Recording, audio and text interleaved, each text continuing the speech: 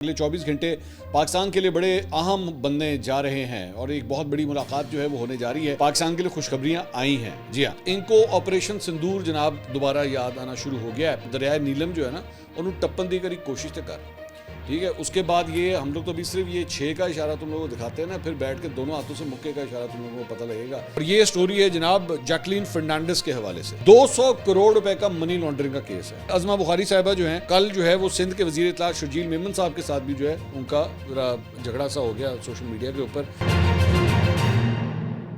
अस्सलाम वालेकुम नाज़रीन, मैं हूं मंसूर अली खान। अपने रियल चैनल के ऊपर आपको खुशामदीद कहेंगे। पिछले 12 घंटे की आम तरीन खबरों के ऊपर तबसरे और तज्जिये शामिल होंगे, ख़ास तौर पे खेल के मैदान से भी, लेकिन साथ ही साथ सियासत के मैदान से भी। अगले 24 घंटे पाकिस्तान के लिए बड़े अहम बनने जा रहे हैं और एक बहुत बड़ी मुलाकात जो है वो होने जा रही है। इसकी डिटेल्स अभी थोड़ी देर में आपके साथ शेयर करेंगे। उससे पहले आपसे रिक्वेस्ट है चैनल को सब्सक्राइब करना मत भूलिएगा, बेल आइकन प्रेस कीजिए। अगर आपको वीडियो पसंद आए उसे लाइक और शेयर ज़रूर कीजिएगा।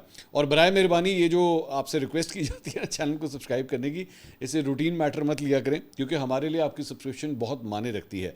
और प्लीज़ नीचे कॉमेंट सेक्शन में अपनी राय से भी हमें ज़रूर आगाह कीजिएगा और फीडबैक भी दिया करें। कोई चीज़ बुरी लगे अच्छी लगे, दोनों का फीडबैक दे, ताकि उससे हमें अपने चैनल को इंप्रूव करने के अंदर जो है वो मदद मिलती है। अच्छा जी, सबसे पहले खुशखबरियां। मैं जानता हूं स्पोर्ट्स के मैदान से, खेल के मैदान से, बल्कि क्रिकेट के मैदान से कहना चाहिए, ज़्यादा पाकिस्तान के लिए अच्छी खबरें नहीं आ रही, तो I give you the feel good factor. Pakistan के लिए खुशखबरियां आई हैं, जी हाँ। और वो भी कोई ऐसी वैसी नहीं, बल्कि पाकिस्तान ने जो है वो एक चैंपियनशिप जीती है। ये है जनाब मालदीव्स में हो रही थी ये कॉमनवेल्थ बीच हैंडबॉल चैंपियनशिप। तो इसके फाइनल में पाकिस्तान ने जनाब श्रीलंका को 2-0 से शिकस्त दी है। और ये जो फाइनल था इसमें 26-18, 28-12 से पाकिस्तान ने ये फाइनल जीता है और पाकिस्तान टीम पूरे टूर्नामेंट में नाकाबिले शिकस्त रही है। इतवार को सेमीफाइनल हुआ था, उसमें बांग्लादेश को पाकिस्तान ने शिकस्त दी थी और इस चैंपियनशिप के उसके बाद फाइनल में उन्होंने जगह बनाई थी। इससे पहले इंटरेस्टिंग बात यह है कि पाकिस्तान ने जो उसके राउंड मैचेस हो रहे थे उसमें भारत को भी 2-0 से शिकस्त दी है। तो ज़रूरी नहीं है, everywhere is not just Doom and gloom, कि मतलब हर जगह ही पाकिस्तान जो है वो हार रहा है। पाकिस्तान के लिए खुशखबरी भी है और पाकिस्तान ने जो है माशाल्लाह यहाँ पे मैदान मारा है। तो हमारे यहाँ अफसोस की बात यह है, मुझे हमेशा दुख रहता है इस बात का कि हम लोग क्रिकेट के साथ इतने ज़्यादा एसोसिएटेड हैं कि हम बाकी गेम्स को जो है वो ऑब्जर्व ही नहीं करते। वहाँ पे भी जारी बात है पाकिस्तान का ही झंडा होता है, पाकिस्तानी ही खेल रहे होते हैं, उनको भी उतनी ही सपोर्ट की ज़रूरत है, उतनी ही सेलिब्रेशन की ज़रूरत है। As a matter of fact मैं तो चाहूँगा कि अब जब ये टीम वापस आती है तो इसका बड़ा एक शानदार इस्तकबाल होना चाहिए। अब ये ना हो वो बेचारे एयरपोर्ट पर लैंड करें उन्होंने पूछना ले कोई ना हो।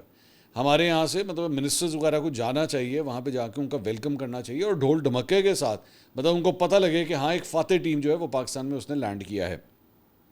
इसके अलावा एक और जो खुशखबरी है वो जनाब पाकिस्तान के एक और हवाले से भी है, और वो ये है कि जनूबी अफ्रीका के ख़िलाफ़ जो ख़वातीन की क्रिकेट टीम की जो सीरीज़ खेली जा रही थी, जो उनके लाहौर के अंदर मैचेस हो रहे थे, उसके अंदर आखिरी मैच जो है वो पाकिस्तान जो है वो जीतने में कामयाब हो गया। इवन दो इससे पहले साउथ अफ्रीका जीत गई हुई थी, लेकिन अब जो है वो पाकिस्तान ये मैच जीतने में कामयाब हुआ।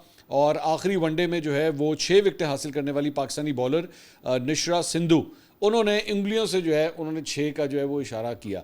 तो ये जो 6 का इशारा है ना, ये लिटरली इनको छक्के की तरह लगता है इंडियंस को ये छक्के की तरह लगता है। और मेरे ख्याल में अब आपको तमाम खेलों के मैदान के अंदर जो है ना ये वाला निशान अब ज़रूर नज़र आएगा और ये उनको उतनी ही तकलीफ़ देगा कि जनाब 6 जहाज़ गिरे में आपके। तो यहाँ पे अवार्ड हासिल करते हुए निशा सिंधु ने जो है वो उंगलियों के ज़रिए ये 6 का इशारा किया, जो कि उनकी बेहतरीन कारकर्दगी थी बेसिकली। इससे पहले जनूबी अफ्रीका के ख़िलाफ़ दूसरे वनडे में पाकिस्तानी बैटर सिद्रा अमीन ने अपनी 6ठी वनडे सेंचुरी मुकम्मल करने के बाद जो है उन्होंने भी उंगलियों से जो है वो 6 का इशारा किया था। अच्छा, जहाँ पे हमारी किसी भी प्लेयर का या किसी मर्द प्लेयर का भी अगर कोई ऐसा इशारा नज़र आता है ना, ऐसे इंडियंस को आग लगती है कि जैसे एक्चुअली उनको खुद भी ये फील होता है ये मुझे कहा गया, ऐसा साढ़े बारह जी गल हुई है, ये मुझे कहा गया।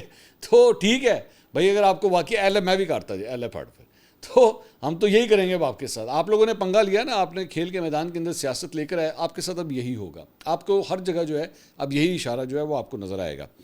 अच्छा जी, इसके अलावा आज क्रिकेट के अंदर जो है वो पाकिस्तान अपना सुपर 4 का जो है वो दूसरा मैच खेलने जा रहा है श्रीलंका के ख़िलाफ़। एंड ज़ाहिर बात है पाकिस्तान के लिए जो है वो ये मैच जीतना बहुत इंपॉर्टेंट है, वरना फिर आगे जाके मामला जो है वो इफ्स एंड बट्स के ऊपर आ जाएंगे। पाकिस्तान के 2 मैचेस रह गए हैं, एक श्रीलंका से एक बांग्लादेश से, तो दुआ कीजिए कि आज का मैच जो है वो पाकिस्तान जीतने में ज़रूर कामयाब हो। इसके साथ साथ साबिक भारतीय कप्तान मोहम्मद अजरुद्दीन, उन्होंने रद्द-ए-अमल दिया है कि इंडियन टीम ने जो है वो पाकिस्तानी टीम के साथ हाथ नहीं मिलाया। तो एनडीटीवी से गुफ्तगू करते हुए मोहम्मद अजरुद्दीन ने कहा कि जी मेरे ख्याल में हाथ मिलाने में कोई मसला नहीं होना चाहिए। नहीं मालूम कि भारतीय टीम ने पाकिस्तानी टीम से क्यों हाथ नहीं मिलाया। अगर खेलने की हामी भरी तो हाथ मिलाने से इनकार मुनासिब नहीं है। और बड़ी बात है कि एक साबिक कप्तान जो है वो इतनी बड़ी स्टेटमेंट दे रहा है, लेकिन मुझे ज़ाहिर बात है पता है कि वहाँ पे मुसलमानों के खिलाफ जिस किस्म का जहर वहाँ पे मौजूद है, उन्होंने इसी बात पे उसको पकड़ लेना कि भाई तू मुसलमान है ना। और वहाँ पे ज़्यादातर कट्टर जो हिंदू होते हैं, जो एक्सट्रीमिस्ट होते हैं, उन्होंने यही कहना है अच्छा ये बात है, जा फिर तू पाकिस्तान चला जा। इनका मुसलमानों को एक टिपिकल ताना होता है कि जब भी वो उनसे किसी बात के ऊपर इख्तिलाफ कर रहे हैं ना, तो आगे से फिर वो उनको यही कहते हैं अच्छा तुझे इतना शौक है ना, तू चला जा पाकिस्तान चला जा।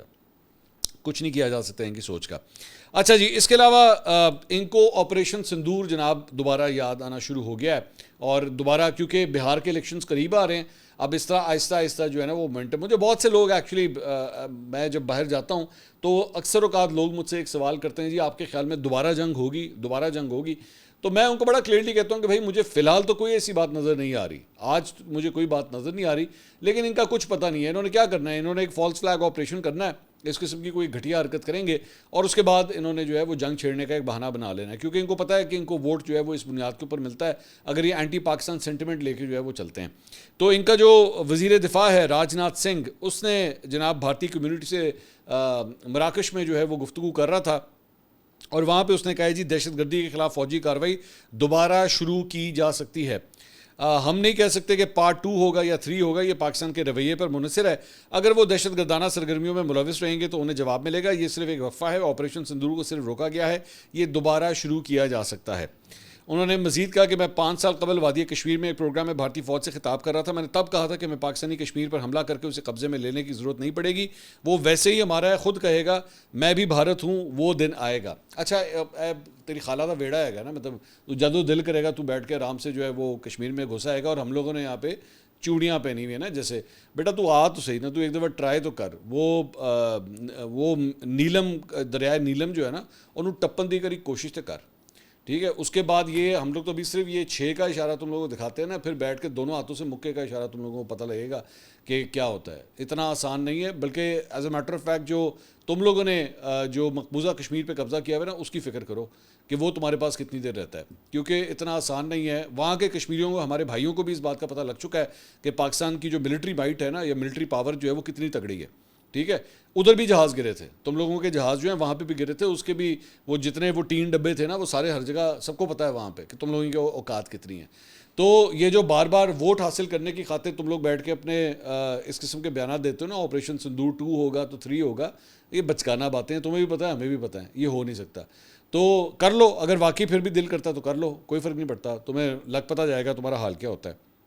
As a matter of fact Arnab Goswami का ये जो चैनल है, इसने कल जो प्रोग्राम किया तो उसके अंदर उसने लिखा हुआ India ready to strike again, operation Sindoor part 2 और 3। तो वो उसको मतलब वो दे दिया है ना, उन्होंने चाबी दे दी है, तो पक पक पक और स्टार्ट हो गया वहाँ पे। वो बेसिकली पाकिस्तान के अगेंस्ट किसी किस्म की कोई एक्टिविटी होती है ना, तो उसके लिए तैयार बैठा होता है अर्नब गोस्वामी के, जनाब बस शुरू करें हम काम के, किसी तरह बस जंग हो जाए।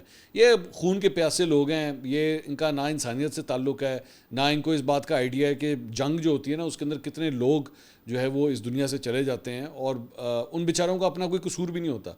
मतलब कहीं पे अगर कोई ड्रोन गिर रहा है, कहीं पे कोई मिसाइल गिर रहा है, तो उसमें इंसानी जानें जाती हैं। और ये लोग तो इतने काहिल हैं, इतने बुज़दिल हैं कि ये लोग पाकिस्तान की इन्होंने शहरी आबादियों के ऊपर जो है वो हमले किए हैं। ये फ़ौजी इंस्टॉलेशंस नहीं, बल्कि सिर्फ उन्होंने यहाँ पे इनोसेंट जो शहरी थे उनको भी टारगेट किया है, जिनका कोई लेने देना नहीं था किसी पॉलिसी के साथ, किसी जंग के साथ, लेकिन उन लोगों को भी जो है इन्होंने निशाना बनाया। सिर्फ इनकी गंदगी जो है वो यहाँ तक ख़त्म नहीं होती। कल इन्होंने एक ट्रेंड शुरू किया, और ये कितने गधे और बेवकूफ़ हैं ज़रा मैं आपके साथ शेयर करना चाहूँगा। एंड यू नो, मैं आपको एक रीज़न बताता हूँ कि मैं इनको फैक्ट चेक क्यों करता हूँ, ये क्यों ज़रूरी है। इसकी वजह ये कि हमारे पास ना, मैं जब आपसे शुरू में बात कर रहा था ना कि जी आप कॉमेंट किया करें, मैं आपसे एक रिक्वेस्ट करूँगा, कभी जाके ना नीचे कमेंट सेक्शन में जाके देखा करें। बहुत से इंडियंस एक्चुअली हमारे व्लॉग्स देखते हैं, इवन दो इन्होंने हमारे चैनल को जो है वो इंडिया के अंदर ब्लॉक किया हुआ है, लेकिन इसके बावजूद वहाँ से लोग देखते हैं। और जारी बात है, जब वो अपने अकाउंट से कोई ट्वीट करते हैं तो हमें पता लग जाता है कि ये कोई इंडियन नाम है। वो कभी कभार अपने इख्तलाफ में, अपनी नफरत में भी ट्वीट कर रहे होते हैं, वो सॉरी कमेंट कर रहे होते हैं। I don't care about that. आप देख रहे हैं ना, मेरे लिए यही ज़रूरी है, कोई मसला नहीं। तो क्योंकि आपको पता लगे कि आपकी हुकूमत आपसे झूठ कितना बोलती है। आपके जो ट्रोल फार्म्स वहाँ पे बैठे हुए हैं वो आपको नफरत फैलाने के अंदर वो क्या किरदार अदा कर रहे होते हैं। और as a matter of fact मुझे बड़ी खुशी होती है, मुझे कई पाकिस्तानी जो ओवरसीज़ पाकिस्तानीज़ हैं ना वो खुद कहते हैं कि यहाँ पे तो आपका चैनल चलता है, मिसाल के तौर पे अमेरिका में, इंग्लैंड में, कनाडा में, इन जगहों के ऊपर चलता है, तो वो कहते हैं अक्सर औकात हम दफ्तर में बैठ के ना जान के आपकी वीडियोज़ लगाते हैं कि आसपास जो इंडियंस बैठे हुए हैं ना ज़रा वो भी सुन लें कि एक्चुअली असल ग्राउंड रियलिटी है क्या। क्योंकि हम लोग तो अर्नब की तरह झूठ नहीं बोलते, हम आपके साथ जो है वो पालकी शर्मा की तरह या बरखा दत्त जो है उसकी तरह हम आपसे झूठ नहीं बोलेंगे, आपके साथ फैक्ट्स एंड फिगर्स के साथ बात शेयर करेंगे जिसको ये लोग डिनाई करके दिखा दें। अब इन्होंने कल क्या किया है, इनके मुख्तलिफ अकाउंट से इन्होंने कल क्या किया, ये ट्वीट ज़रा सामने देखिएगा, हिंदुफ्ता नाइट। अब ये जो हिंदुफ्ता नाइट एक अकाउंट है ना, ये इंडियंस की जानिब से बनाया गया है और सख्त मुसलमानों की ये तज़हीक भी करता है, मुसलमानों के अगेंस्ट ये नफरत भी फैलाता है, जहर उगलता रहता है हमेशा। कल इसने ट्वीट किया, लिखता है जी, Usman Yusuf was the squadron leader in Bholari airbase, he was killed during operation Sindoor, his wife is arrested for sleeping with Indian diplomats Suman Singh. ठीक है, Suman Singh will be deported to India in 72 hours. अच्छा, ये जी जनाब सुमन सिंह, उसने कहा कि जी उसकी कोई बीवी थी और वो भी जनाब किसी इंडियन डिप्लोमेट के साथ जो है इन्वॉल्व थी। नीचे तस्वीर किसकी लगाई हुई है, नीलम मुनीर की, जो पाकिस्तानी एक्ट्रेस है नीलम मुनीर, उसकी तस्वीर लगाई हुई है। और वो मतलब जारी बात है वहाँ पे इंडियंस इसको फॉलो कर रहे होंगे और वो ये समझ रहे हैं हाँ जो इसने इन्फॉर्मेशन शेयर की है ना वो बिल्कुल ठीक है, जबकि ये 2 नंबर मतलब ट्वीट है ना, इसकी इन्फॉर्मेशन करेक्ट है, तस्वीरें पाकिस्तानी एक्ट्रेसेस की लगा के जो है। अभी मैं थोड़ी देर में जो इंडियन एक्ट्रेसेस हरकतें कर रही है ज़रा मैं वो भी आपको दिखाता हूँ, अभी थोड़ी देर ज़रा वेट कीजिएगा और इसको चैलेंज करके दिखाएं। जो मैं खबर आपकी एक्ट्रेसेस के बारे में शेयर करूँगा ना वो मैं आपको दिखाता हूँ। तो एक अकाउंट ये था, उसके बाद हमने चेक किया एक और, ये बाबा बनारस, ये बाबा बनारस भी एक इसी तरह का अकाउंट है और ये भी एग्जैक्टली यही काम करता है।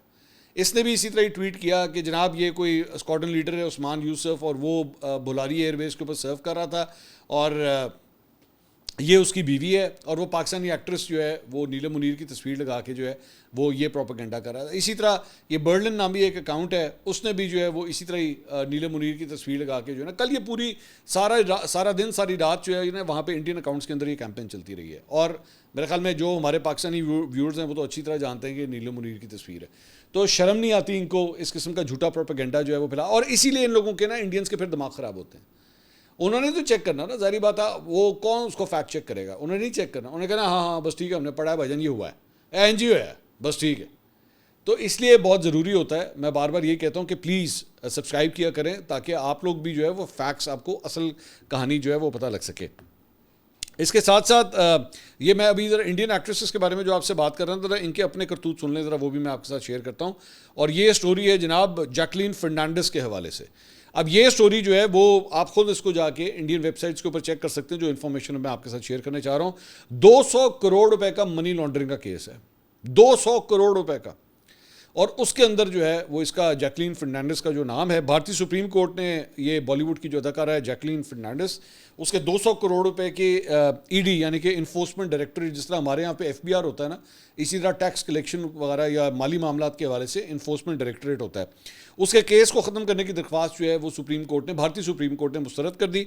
उन्होंने जुलाई में दिल्ली हाई कोर्ट की जानिब से इस केस को ख़त्म करने की दरख्वास्त पहले वहाँ पर रिजेक्ट हुई थी, इसको सुप्रीम कोर्ट में ट्रायल के ऊपर स्टे करने की इसकी दरख्वास्त दी थी।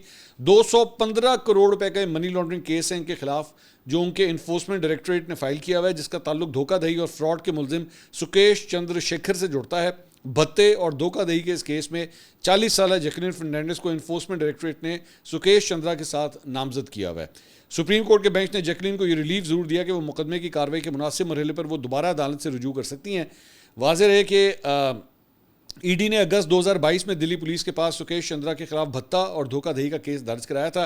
सुकेश पर इल्ज़ाम था कि इसने खुद को भारत का मरकजी सेक्रेटरी कानून जाहिर करके एक भारतीय ताजिर अदिति सिंह की एहलिया से कॉल करके उसे पेशकश की कि वो उसके जेल में कैद शौहर को जमानत पर रिहा कर सकता है। ए ताड़िया एक्ट्रेसां दा हाल है। अभी पिछले दिनों हमने बिपाशा बासु के हवाले से भी जो है वो आपके साथ खबर शेयर की थी कि उसके ऊपर भी जो है वो एक फ्रॉड का केस है, वो उसके अंदर उसके ऊपर भी तहकीकात हो रही है। नेहा धूपिया वो भी एक और एक्ट्रेस है, वो भी उसी केस के अंदर उसके हवाले से भी इन्वेस्टिगेशन हो रही है। और असल जो मरकजी किरदार है उसके अंदर वो शिल्पा शेट्टी का है। तो ये इनकी एक्ट्रेसेस का ये हाल है कि वो मतलब किस किस्म के फ्रॉड के अंदर जो है वो इन्वॉल्व होती हैं। अच्छा जी, इसके अलावा कुछ पाकिस्तान के हवाले से ख़बरों के ऊपर भी ज़रा नज़र डालते हैं। और यहाँ पे अज़मा बुखारी साहिबा जो हैं, जहाँ पे हामिद मीर साहब के साथ उनकी जो है वो तू तकरार चल रही थी, वहीं पे कल जो है वो सिंध के वज़ीर इत्तलात शर्जील मेमन साहब के साथ भी जो है उनका ज़रा झगड़ा सा हो गया सोशल मीडिया के ऊपर। सिंध के वज़ीर इत्तलात शर्जील मेमन ने हुकूमत पंजाब को एक्चुअली हदफ तनकीद का निशाना बनाया। उन्होंने कहा अगर पंजाब में सैलाब पर कोई फैक्ट फाइंडिंग रिपोर्ट बने तो पता चल जाएगा कि पंजाब में तबाही इससे कम हो सकती थी। ना तजुर्बाकारी की वजह से पंजाब में सैलाब से तबाही का दायरा वसी हुआ, अगर अच्छी मनसूबाबंदी की जाती तो इतनी तबाही से बचा जा सकता था।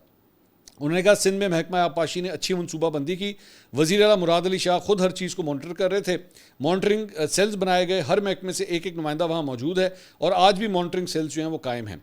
मैं ये नहीं कहूँगा कि 100% तबाही से हम बच गए हैं, मैं भी कोई गलत बात नहीं करूँगा। पंजाब में पानी ज़्यादा आया था, ताहम अगर बेहतर मनसूबाबंदी की जाती और महकमा आबपाशी की रहनुमाई की जाती तो तबाही को महदूद किया जा सकता था। इसके ऊपर अज़मा बुखारी साहिबा ने रद्दमल दिया। उन्होंने कहा शर्जील मेमन को जितनी वफाक और पंजाब की फ़िक्र है, काश उतनी सिंध और कराची की फ़िक्र होती। सारे पाकिस्तान को सिखाने का आपने ठेका लिया हुआ है, लेकिन ख़ुद नहीं सीखना। पीपल्स पार्टी ने मुसलसल हुकूमत के बाद सिंध और कराची को ज़माने कदीम का इलाका बना दिया है। वहाँ के लोग मरीम नवाज़ को मांगते हैं, बिलावल भुट्टो मरीम नवाज़ की तारीफ़ कर रहे हैं, आप उनको नहीं मानते। पंजाब में गंदम की कोई कमी नहीं है, पंजाब में गंदम वाफिर मिकदार में मौजूद है। मरीम नवाज़ की बरवक्त प्लानिंग से लाखों जानें बचाई गई हैं। आपकी पार्टी के लोग कहते रहे बारिश बंद होगी तो बाहर निकलेंगे। अच्छा, मैं ज़रा सैलाब के हवाले से ना दो चार चीज़ें कहना चाहता हूँ।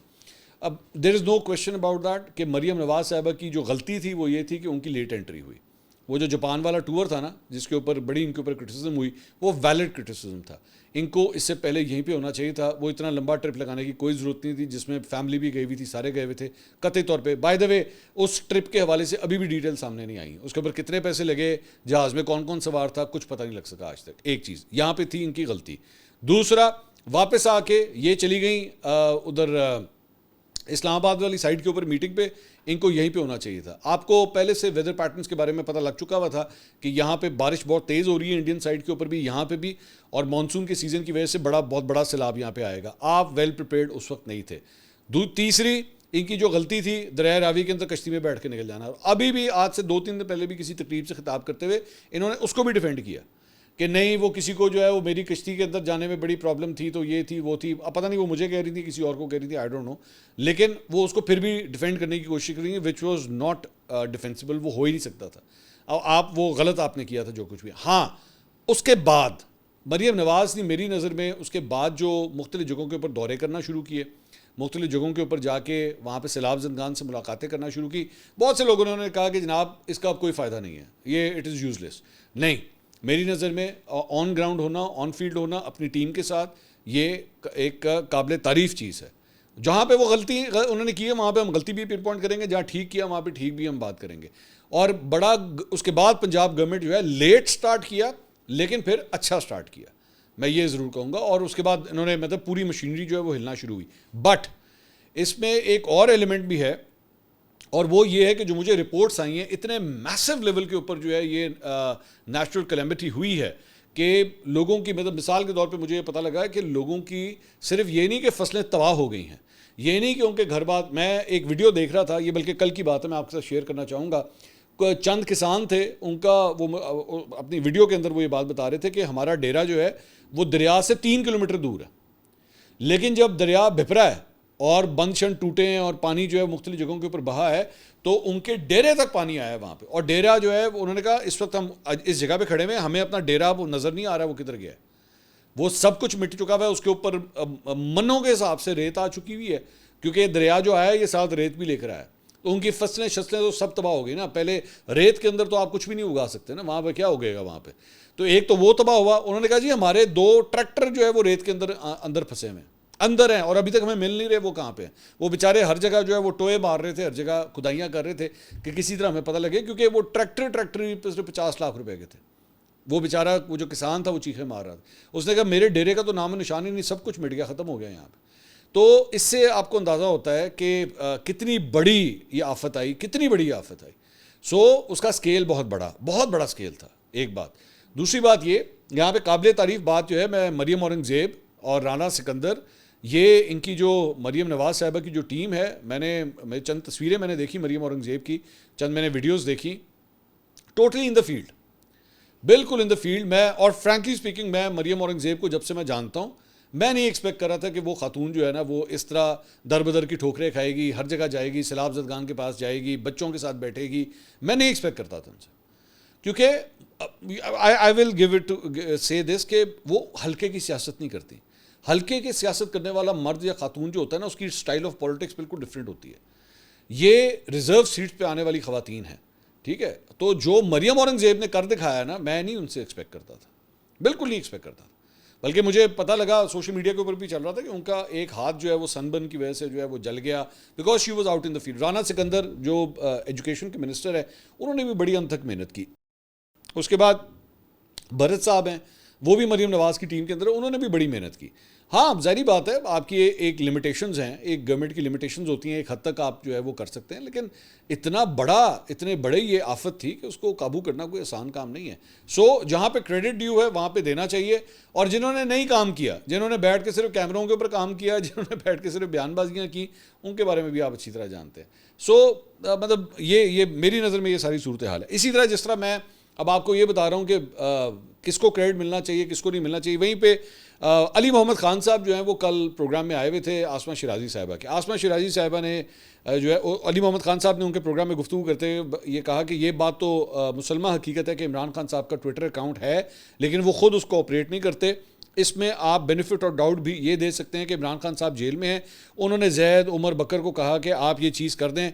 अब इस बात की क्या 100% गारंटी है कि वो सब चीज़ें खान साहब की हैं? मैं समझता हूँ कि ज़्यादातर खान साहब की हैं, लेकिन 100% एक्यूरेसी में इसलिए नहीं बात कर सकता कि मेरी अपनी मुलाकात 10 महीने से बंद है। आसमा शिराजी साहब ने पूछा कि ये कौन चला रहा है, यानी कि इमरान खान साहब का अकाउंट कौन चला रहा है। उन्होंने कहा जी पुराने हमारे साथी थे सोशल मीडिया के, जिस वक्त खान साहब वज़ीर आज़म थे उस वक्त हम उनसे मिलते थे।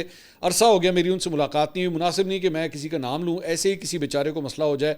लेकिन मैं ये समझता हूँ कि इमरान खान साहब का जो ट्विटर अकाउंट है उसके इस्तेमाल में एहतियात ज़रूर होनी चाहिए, ताकि उससे इमरान खान साहब की रिहाई का रास्ता बने और ये मुल्क एक सियासी हल की तरफ जाए। अब ये बड़ी एक सेन उनकी कॉमेंट्री है, मेरे ख्याल में बड़ी एक मैच्योर कॉमेंट्री अली मोहम्मद खान की। तो उसके ऊपर शहबाज गिल का ट्वीट करता है, कहता है जी अली मोहम्मद खान की गुफ्तगू बहुत अफसोसनाक है। मेरी समझ से बाहर है, अगर आप पर प्रेशर है तो आप टीवी पर आते क्यों हैं, ताकि आप कह सकें कि इमरान खान का ट्विटर अकाउंट बेहतियाती करता है। मुझे बहुत बहुत अफसोस हुआ है, आप खान साहब के अहकामात की तौहीन कर रहे हैं। चलो, अब ये फ़र्क होता है, ये उसका कोई ताल्लुक नहीं है ना उसका हल्के की सियासत से ताल्लुक है, ना उसने कोई प्रैक्टिकल पॉलिटिक्स करनी है। वो पहले बैठ के बगैर किसी इलेक्शन के वो तर्जुमान बना हुआ था पंजाब हुकूमत का, यहाँ से भी से फारिग किया गया, ये फिर उधर चला गया इस्लामाबाद, इमरान खान साहब ने इसको अपने साथ रख लिया, फिर यहाँ से भी फारिग हुआ, ये अमेरिका चला गया, वहाँ पर जाके अपना यूट्यूब चैनल खोलने का भाई ऐ सब तो बेहतर काम है, ऐ नोट छापो है ज़्यादा बेहतर काम है, बाहर में गई सियासत करनी है तो आप सियासत वाले तो मैदान में होते हैं जो आज कर रहे हैं। मैं बार बार वही कहता हूं कि पाकिस्तान तहरीक इंसाफ के वो तमाम रहनुमा जो आज फील्ड के अंदर मौजूद हैं, मैं कसम खा के बता रहा हूं कि मैं पाकिस्तान तहरीक इंसाफ के कितने लोगों को जानता हूं जो एक्चुअली हल्के की पॉलिटिक्स करते हैं, और वो शहबाज गिल से इसी बात के ऊपर चिढ़ते हैं कि यार इसका कोई ताल्लुक ही नहीं है पॉलिटिक्स के साथ, ये सिर्फ अपना सौदा बेच रहा है अपने यूट्यूब चैनल के। अब वो बैठ के वहाँ से बैठ के पाकिस्तान तहरीक इंसाफ के एक बंदे के ऊपर भी वो जो है वो तनकीद कर रहा है। सो इसलिए मेरी नज़र में जो शख्स ग्राउंड के ऊपर मौजूद है उसकी वैल्यू ज़्यादा है, बजाय इसके कि आप एक बंद कमरे में बैठ के कैमरे के सामने बैठ के जो है अपना यूट्यूब चैनल चला रहे हो तो आप समझेगी मैं बड़ा बड़ा सियासतदान बन गया। यू नॉट अ सियासतदान, you are not a politician, you are just a YouTuber who just trying to make you just try to influence the whole party, सिर्फ इसलिए कि जी आपका एक यूट्यूब चैनल है बस। और आप अकेले नहीं हैं, आपके तो पूरे लौंडे लपाड़ों की एक पूरी फौज है ना जो बेसिकली दिन रात यही काम करती है कि हम किसी तरह इन्फ्लुएंस कर दें पाकिस्तान तहरीक इंसाफ के ऊपर कि हम बताएं कि डायरेक्शन क्या है। डायरेक्शन उसकी होनी चाहिए जो एक्चुअली ग्राउंड पे पॉलिटिक्स करता है, वो फैसला करता है कि मैंने किस तरह पॉलिटिक्स करनी है। आप बैठ के दुनिया जहान के वो मैं और भी इनके एक दो मैं सुन रहा था, यूं नहीं होना चाहिए था, इस तरह करना चाहिए था, लोग क्यों नहीं बाहर निकल रहे। ओ भाई तू आप पाकिस्तान तो बाहर निकल गए, लोग क्यों नहीं बाहर निकलने के बैठ के बातें कर रहे हैं, तू आप पाकिस्तान छोड़ के बाहर चला गए हैं और वो उधर से बैठ के कह रहा है कि लोग क्यों नहीं बाहर निकल रहे। और भाईजान लोगों के पास भी शायद अगर तुम्हारी तरह बैठ के एक वो ग्रीन कार्ड होता या उसके पास इतने वसाइल होते कि वो जाके अमेरिका में रह लेता तो शायद वो भी चले जाते, नहीं है उन बेचारों के पास। तू चला गया है तो लोगों को बह के गलना करना है बह के। इसके अलावा आज का दिन जो है अगले 24 घंटे इस हवाले से बड़े इंपॉर्टेंट है कि आज अगले 24 घंटे में जो है वो प्राइम मिनिस्टर शहबाज शरीफ की डोनाल्ड ट्रंप से जो है वो मुलाकात एक्सपेक्टेड है। होने जा रही है, बल्कि कंफर्मेशन हो चुकी है। वाइट हाउस ने जो है वो कल इस बात को कंफर्म किया है, और वो सिर्फ अकेले पाकिस्तान नहीं बल्कि दीगर चंद और भी मुस्लिम ममालिक हैं, उनके भी या तो प्राइम मिनिस्टर्स या सरबराहान से मुलाकात कर रहे हैं। तो ये गालबन मेरे ख्याल में, if I am not wrong, Shehbaz Sharif साहब की ये पहली मुलाकात होगी डोनाल्ड ट्रंप से। इससे पहले फील्ड मार्शल आसिम मुनीर से तो मुलाकात हो चुकी है, लेकिन एज ए प्राइम मिनिस्टर ये उनकी पहली मुलाकात होगी। और ख़ास तौर पे जब अक़वाम मुत्तहिदा में 2 रियासती हल के हवाले से ये कॉन्फ्रेंस हो रही है, जिसमें कल फ्रांस ने भी जो है एक्चुअली फ़लस्तीन को बतौर रियासत एक्सेप्ट किया है, तो इसलिए भी ये मुलाकात जो है वो बड़ी इंपॉर्टेंट है कि डोनाल्ड ट्रंप और शहबाज शरीफ के दरमियान जो है इस मुलाकात से क्या नतीजा निकलता है। अब तक के लिए इतना ही। अगली वीडियो में आपसे दोबारा मुलाकात होगी। अल्लाह हाफ़िज़।